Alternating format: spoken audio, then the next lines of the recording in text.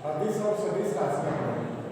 ठीक, आज आपको पूरा पढ़ाया जाएगा न्यूटन गुरुत्वाकर्षण नियम।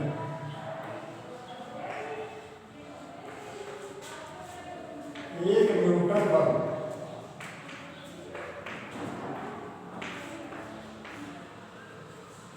न्यूटन एक इटली के गणितज्ञ थे, फिजिक्स का निर्माता। न्यूटन ने ही गुरुत्वाकर्षण का बल प्रत्यापित किया थे। क्या ये बैठे हुए थे एक बगीचे में, सेब के पेड़ के नीचे बैठे थे। कुछ ही समय ऊपर से एक फल नीचे आ गया जो इनके सिर पर लगा, तो विचार करने लगे कि ये फल नीचे क्यों गिर रहा। नीचे गिरा तो उन्होंने गुरुत्वाकर्षण का सिद्धांत प्रतिपादित किया था। बल का मात्रा क्या होता है? न्यूटन होता है आपका। ठीक, और एक न्यूटन बल क्या है? जब 1 किलोग्राम द्रव्यमान की वस्तु 1 किलोग्राम द्रव्यमान की वस्तु पर 1 मीटर प्रति सेकंड स्क्वायर का त्वरण लगता है तो उस पर लगा बल क्या कहलाता है? 1 न्यूटन बल कहलाता है। बल द्रव्यमान गुणे त्वरण होता है। द्रव्यमान में 1 किलोग्राम की वस्तु पर जब 1 मीटर प्रति सेकंड स्क्वायर का त्वरण लगेगा तो उत्पन्न बल क्या कहलाएगा? न्यूटन। किलोग्राम मीटर पर सेकंड स्क्वायर या न्यूटन। तो ये न्यूटन बल की डेफिनेशन है। जब 1 किलोग्राम द्रव्यमान की वस्तु पर 1 मीटर पर सेकंड स्क्वायर का त्वरण लगेगा तो जो उत्पन्न बल होगा उसे क्या कहेंगे आप? 1 न्यूटन बल करेंगे। सपोज दैट हम किसी चीज को पुश करते हैं, दाते आगे की, तो अगर वो बस अपनी जगह से हट गया तब तो हमारा बल लगा। अगर वो हटेगा नहीं तो हमारा सपोज दैट ये है, इस पर अगर आप बल लगा रहे हैं, हट रहा नहीं हट रहा, तो इस पर बल कोई नहीं। अब बल क्या होता है? 2 प्रकार का बल में क्या है? संतुलित और असंतुलित।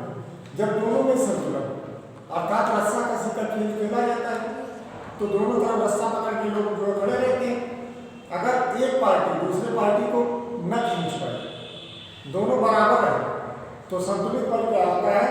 जब किसी पिंड पर एक साथ कई बल कार्य करें और उनका परिणामी क्या हो गया? 0 हो गया, अर्थात काम न हो गया, तो उसे क्या कहें? संतुलित बल।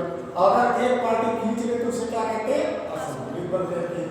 तो ये चीज क्या है? 1 न्यूटन बल की डेफिनेशन। उसी तरह आपको पिछले बेस पर बताया गया था जड़त्व।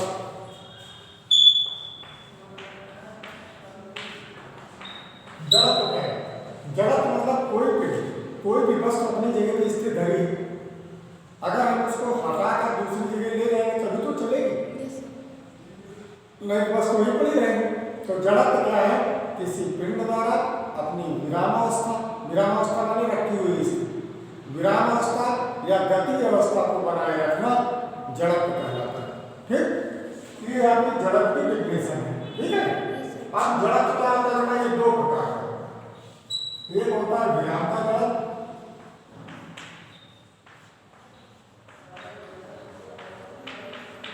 और दूसरा होता है गति का जड़त्व।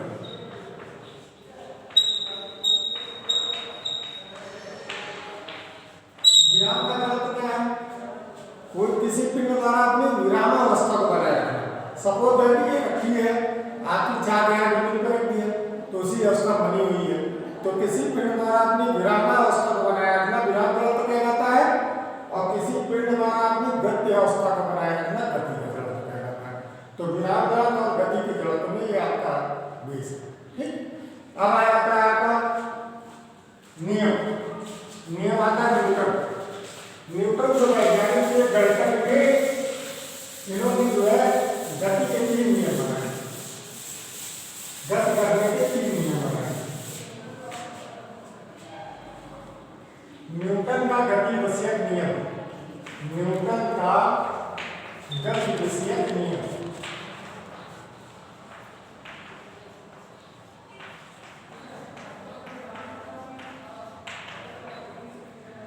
इसमें बेटा 3 नियम।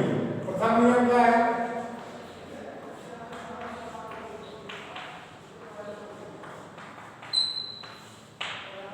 पहला न्यूटन का जो पहला पिंड पर कोई बल लगाया जाता है।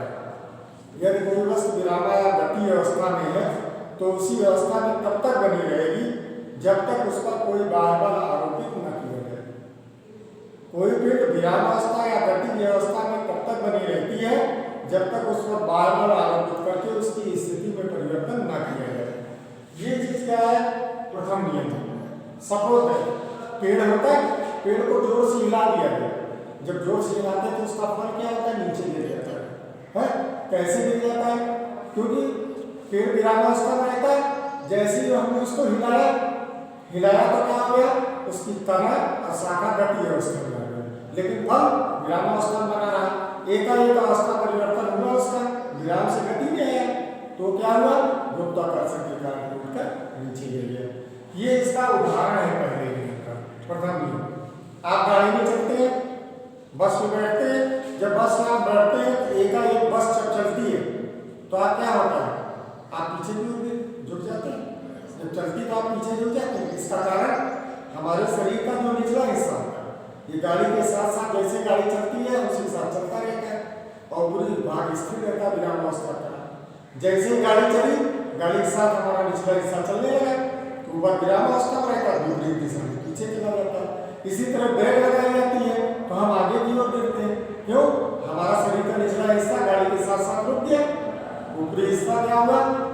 ब्रेक हमने लगाया, गाड़ी को रोका तो आगे की ओर हमारा विरामावस्था का आगे। समझे? ये क्या है आपका न्यूटन का विषय पहला है। कोई पिंड विराम या गति अवस्था में है तो उसी अवस्था में तब तक बनी रहेगी जब तक उस पर कोई बाह्य बल न लगाया जाए। ठीक? दूसरा नियम है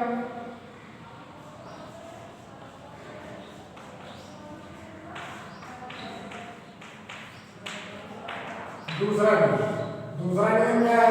किसी पिंड पर आरोपित बल, कोई पिंड पर जो बल आरोपित होता है वो वस्तु के द्रव्यमान और त्वरण के गुणनफल के अनुपाती होता है। यानी कि किसी पिंड पर लगा बल उस वस्तु के द्रव्यमान और त्वरण के गुणनफल के अनुपाती होता है। इसको इंग्लिश में बोलते हैं डायरेक्टली प्रोपोर्शनल।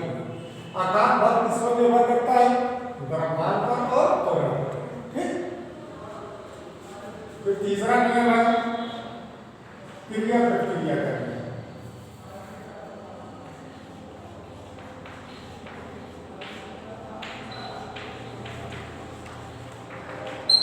तीसरा नियम क्या है बेटा?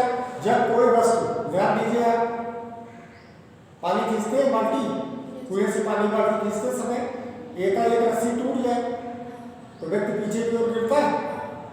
नाव पर जब चढ़ने लगे हम, नाव पर चढ़ने लगे तो नाव जैसे चढ़ते हैं तो नाव क्या होती है? पीछे की ओर आती है। उसी तरह हम लोग जब जमीन पे चलते हैं तो अपने पैरों से क्या करते हैं? जमीन को पीछे की ओर ढकेलते हैं, हम आगे की ओर चलते हैं। तो इसका बेस क्या है? इसे क्रिया का नियम भी कहते हैं। प्रत्येक क्रिया की उसके समान परंतु विपरीत दिशा में प्रतिक्रिया होती है। इसे क्रिया का नियम भी कहा जाता है। जैसे जब हम बाल्टी खींचते हैं तो जितने बल से बल लगाकर हम बाल्टी को ऊपर की ओर खींचते हैं उतने ही विपरीत बल से बाल्टी हमको नीचे की ओर खींचती है। एकाएक रस्सी टूट जाने पर प्रतिक्रिया बल क्या होता है? 0 हो जाता है और व्यक्ति पीछे की ओर गिर जाता है। हम पीछे की ओर गिरते हैं, बाल्टी नीचे की ओर जाती है कि नहीं? रॉकेट देखा है आपने? रॉकेट जिस समय चलता है ऊपर की ओर तो नीचे धुआं निकलता है, तो नीचे धुआं निकलता है तो नीचे की ओर बल लगाता है, उसके विपरीत दिशा में आगे की ओर चलता है। उसमें न्यूटन का तीसरा नियम लगाया जाता है। समझे? करिए, देखिए, ये थ्योरिटिकल टॉपिक है, आपको उसको पढ़ना है, यही करना है। ठीक? समझ लेंगे। अगर समझ लिया आपने तो उसको जो है यही आप बताएंगे, उसको अपने आप से लिखेंगे। ठीक है? करिए।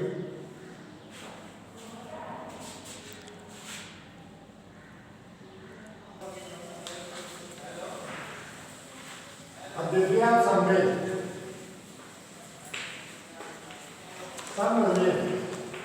जिसको पता है इंग्लिश में मोमेंटम बोलते हैं। मोमेंटम है संवेग क्या होता है? किसी पिंड के द्रव्यमान और वेग का गुणनफल। संवेग को ई से डिनोट किया जाता है। संवेग क्या होता है? कोई पिंड जिसका मास है और किसी वेग से वो चल रहा है, ठीक। तो संवेग क्या होता है? द्रव्यमान और वेग, किसी पिंड के द्रव्यमान और वेग का गुणनफल संवेग कहलाता है। संवेग बराबर द्रव्यमान गुणे वेग।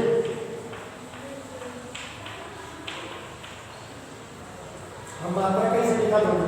द्रव्यमान किससे माना जाता है? किलोग्राम से, है? और वेग किससे माना जाता है? मीटर पर सेकंड से, मीटर पर सेकंड, ठीक। तो संवेग का मात्रक क्या बन जाएगा आपका? संवेग का मात्रक किलोग्राम मीटर पर सेकंड। ये आपका क्या हो गया? इससे नापा जाएगा।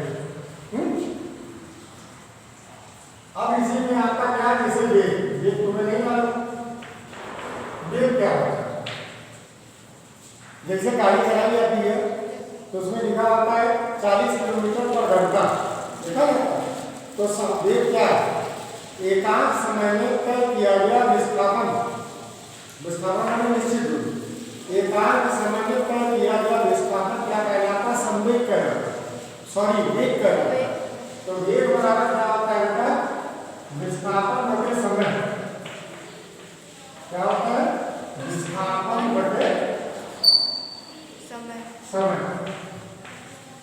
ये आपका अब विस्थापन किससे नापा जाता है? अगर इसी का मात्रा निकाला जाएगा तो मात्रा होगा इसका मीटर, समय का सेकंड,